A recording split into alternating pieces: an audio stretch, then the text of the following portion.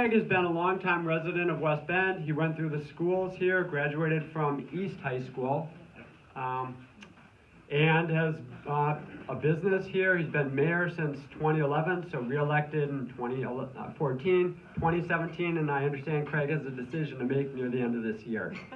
But he resides right in town, just across the park with his wife, Jo, and some of their 4 children. And anyway, I appreciate Craig. Craig has been a strong supporter not only of our post since it's been in town, but also in the city. Each year we do a salute to veterans in November where the aldermen come and support the veterans, and just in a lot of other ways. So I'm very pleased to announce our mayor, West Bend Mayor Craig Sedonica.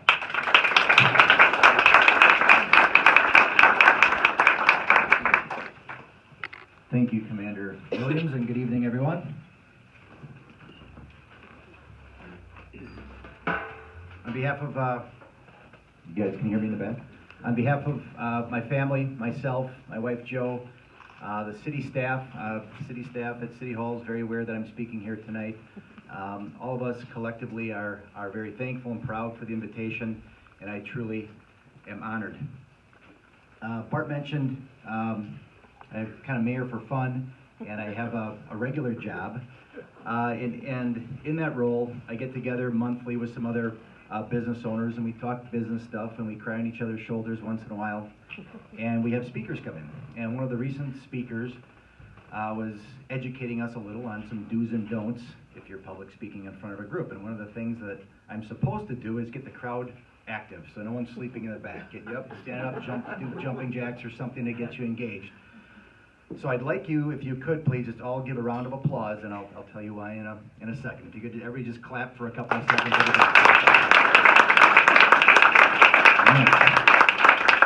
The reason for that is in case the rest of my words really flop and you don't feel like applauding at the end, at least I got one out of you so far tonight, so thank you very much. As Bart mentioned, I've been mayor just about 8 years. April will be 8 years, and in that time I've had the real great pleasure of speaking to thousands of people around the community, around the county, and around the state.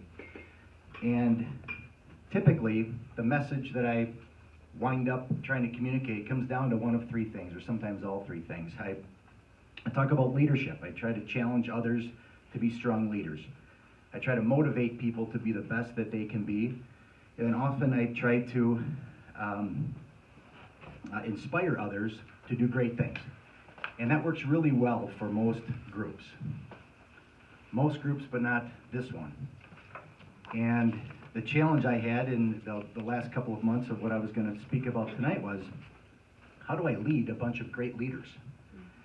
And how can I motivate the really, really, truly motivated people that are in this room tonight? And certainly, how in the world can I possibly inspire a group of people that's been so inspirational to myself and to my family? And I didn't have an answer. I still don't now. But what I do have is a story, true story. I was standing in our living room a couple of weeks ago with a cup of coffee, looking out the window, thinking about tonight. And in our yard, we have a flagpole. And of course, the American flag flies, Old Glory flies at the top. And this flag flies below it. And if you drive past our house on the other side of the park, you'll see that I'm telling you the truth. You guys have seen this before. And the story of why we fly that flag in our yard historically dates back, as you probably know, to the Revolutionary War, almost 250 years ago. For our family, it dates back just to 2010. And I had seen this flag growing up. You see it around, you see it in history books, you see it online. But in 2010, you may remember that the conservative Tea Party movement at that point in time adopted this flag as kind of the emblem of their cause. And I am not here tonight to talk politics. Be happy to do it back at the bar afterwards. But I bring that up just to say that the fight for smaller government and increased personal responsibility is what originally drew me to the flag. You guys can probably relate to this. As a leader, I consider myself a leader at some level. I'm not always the greatest follower. I don't know if you guys have that same challenge. I'm typically not the sheep that just goes wherever the shepherd tells you to go. I like to research and think for myself and determine for myself and our family what we really are passionate about. And the question I had was, just because the Tea Party said this is the flag, I wanted to understand myself before we put this thing up on a pole so close to Old Glory. We wanted to understand why. So I did a little research, and I found our reason that we fly this flag in our yard since 2010, and the reason had nothing to do with a political ideology. It had everything to do with some almost 250-year-old words that I found Benjamin Franklin saying about this flag. So I Googled the Don't Tread on Me flag, and it's not actually called the Don't Tread on Me flag. It's called the Gadsden flag, G-A-D-S-E-N, named after General Christopher Gadsden of the Continental Marines. And Benjamin Franklin liked this flag and the emblem so much, the snake, that he actually supported the snake being our national animal, our national emblem over the bald eagle. And I really didn't get that. I'm not a snake guy, quite frankly. They kind of scare me a little bit. For me, they typically mean something bad versus something good. So I really didn't understand why Benjamin Franklin was so passionate about this until I read on a little more. And if you know anything about Benjamin Franklin, I've learned a little. He was not a man short on words. What I found him to say was that he supported the snake because the snake is magnanimous. And I thought, wow, that sounds like a really awesome word. I wonder what it means. So I had to Google what magnanimous meant. And it means to be gracious and noble in victory or defeat. Gracious and noble in victory or defeat. So that's what you teach your kids. Be a good winner, don't be a sore loser. Don't spike the football when you score a touchdown, and don't take your ball and go home when you strike out. And that's when it hit me. Magnanimous. That is our armed services. That is all of you. That's our men and women in uniform. That is the United States of America. Gracious and noble in victory or defeat. And I was hooked. Except, I still didn't understand why in the world a snake would be magnanimous. And I read on. Old Ben Franklin didn't disappoint. He said that snakes never, always, never. They never go out of their way looking for trouble. I thought, hey, he's probably right. You don't hear about snakes robbing liquor stores and taking over villages in South Africa. They kind of keep to themselves. They do their little snake things, take care of their snake families, and do whatever else snakes do. They keep pretty quiet. Just like all of you. You quietly prepared. You lived your lives. You probably didn't ask a whole heck of a lot out of anyone.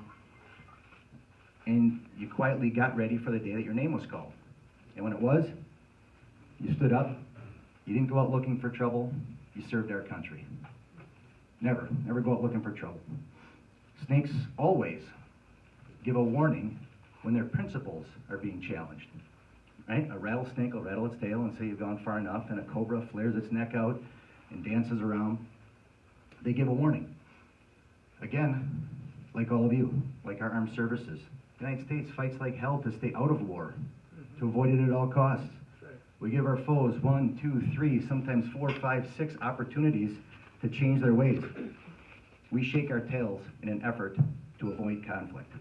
That's the always. And then finally, Franklin went on to state that after being magnanimous, after never looking for trouble, after always giving our foes warning, if a snake is tread on, it never surrenders. It'll fight to the death to protect its home, its family, itself, again, its snake friends. And I'm looking right now at a bunch of red-blooded American rattlesnakes. And that is why Joe and I decided to fly the Gadsden flag in front of our home for the last almost 10 years.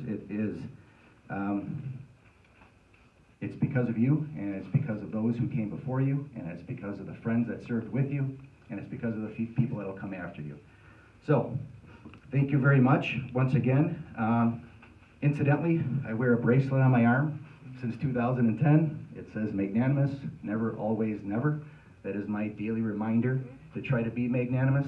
I think Joe's got about 10 of them or so in her purse. If anybody's interested in one, I bought about 2,000 of them over the years, had them made up, and I hand them out occasionally. If anyone's interested, we'd be happy to give you one.